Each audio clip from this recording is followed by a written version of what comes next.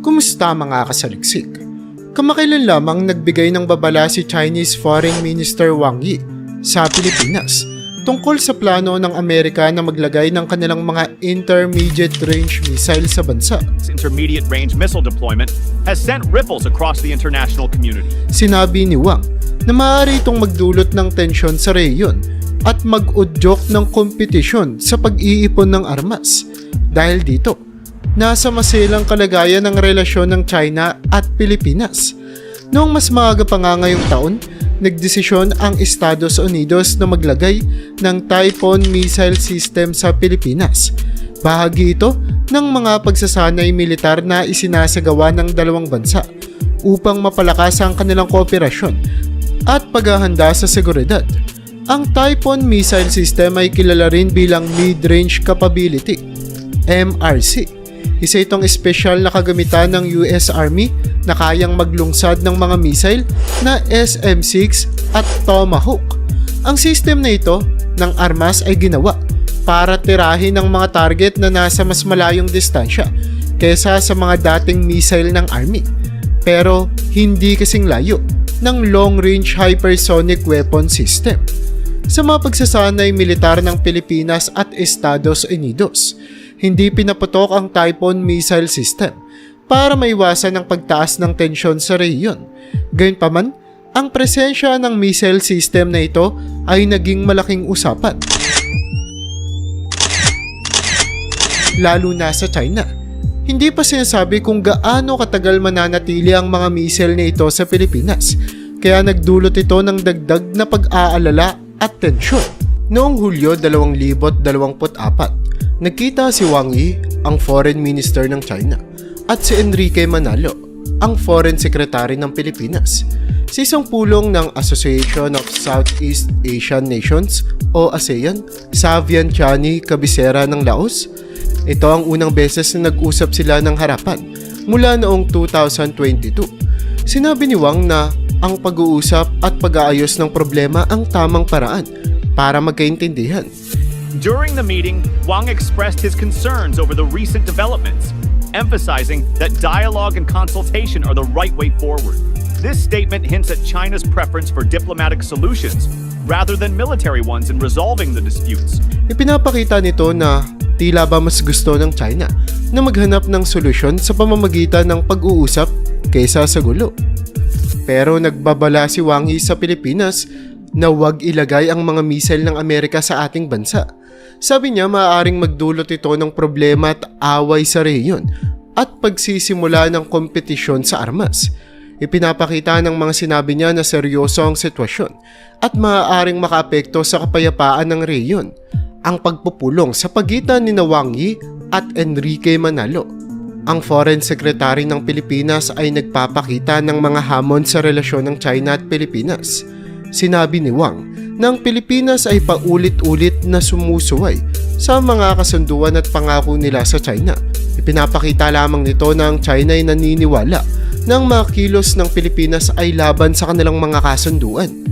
Ang relasyon ng China at Pilipinas ay puno ng mga problema, lalo na dahil sa mga sinasabing paglabag ng Pilipinas sa mga kasunduan.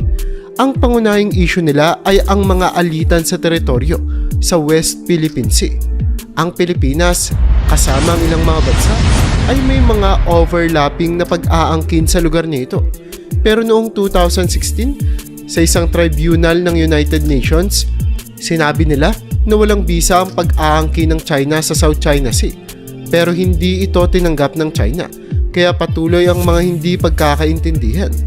Pinagalitan pa ni Wang Yi ang Pilipinas dahil daw sa paulit-ulit nating paglabag sa mga pangako.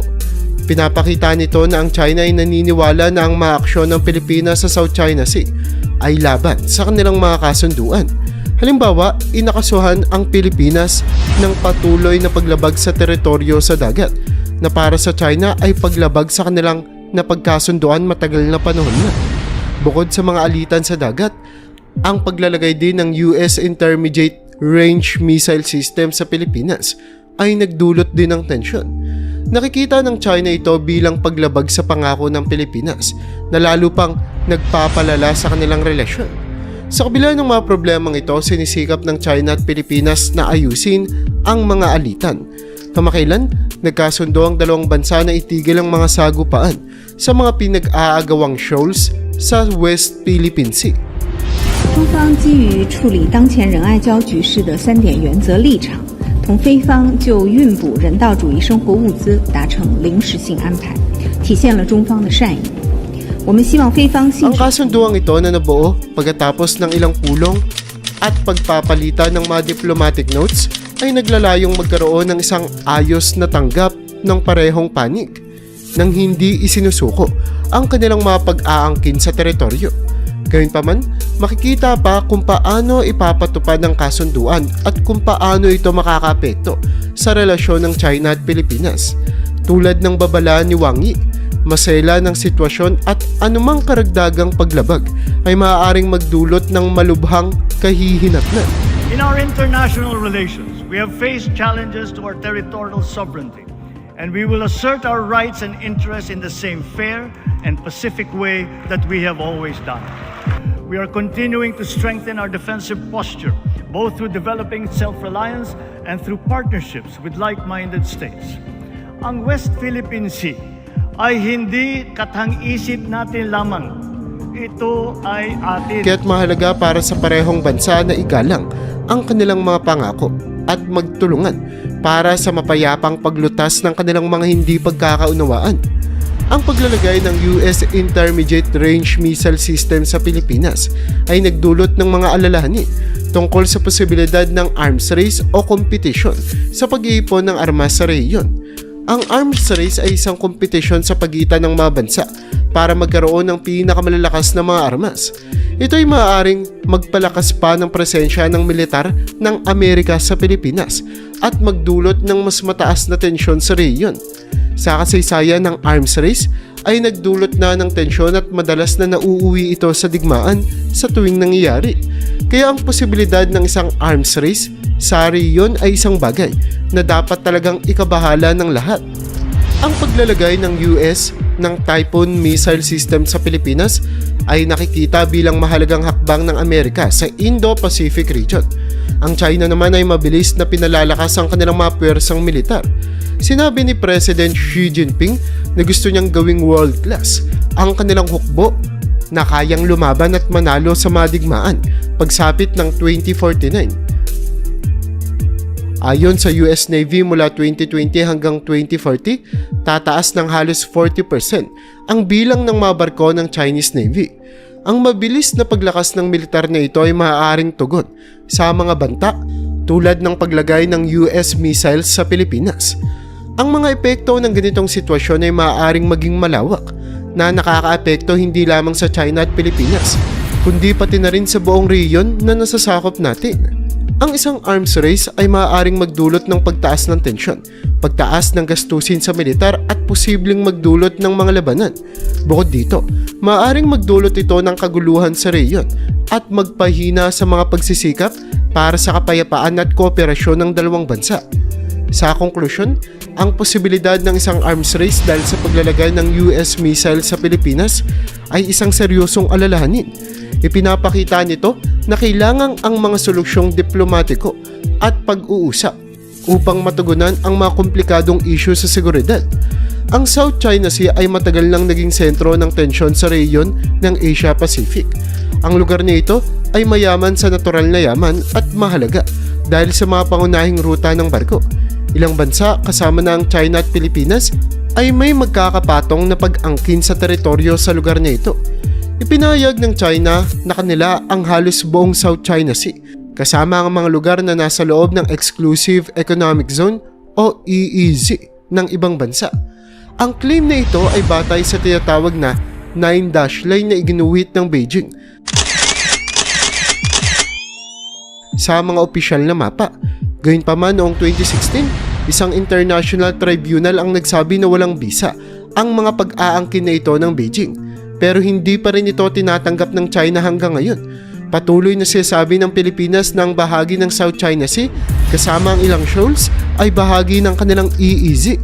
Patuloy pa rin nating pinaglalaban ang ating mga karapatan sa mga lugar na ito.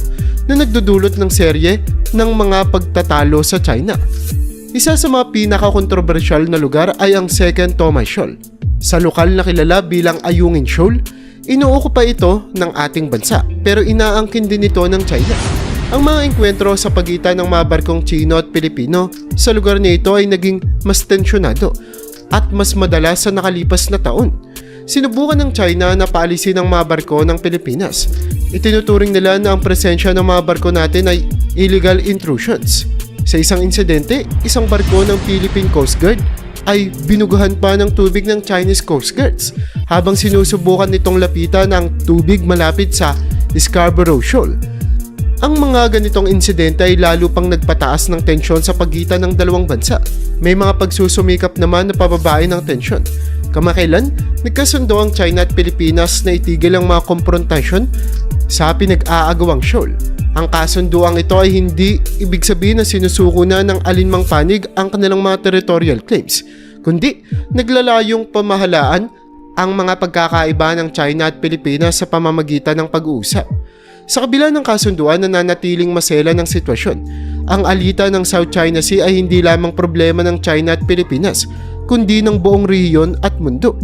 Mahalaga ring tandaan natin na ito ay pansamantalang kasunduan lamang at hindi tinatanggal ang paglalagay ng US missile system sa Pilipinas, ang pagtaas ng mga komprontasyon sa South China Sea at ang pansamantalang kasunduan sa Second Tomai Shoal ay mga mahahalagang pangyayari na naghubog sa relasyon ng dalawang bansa.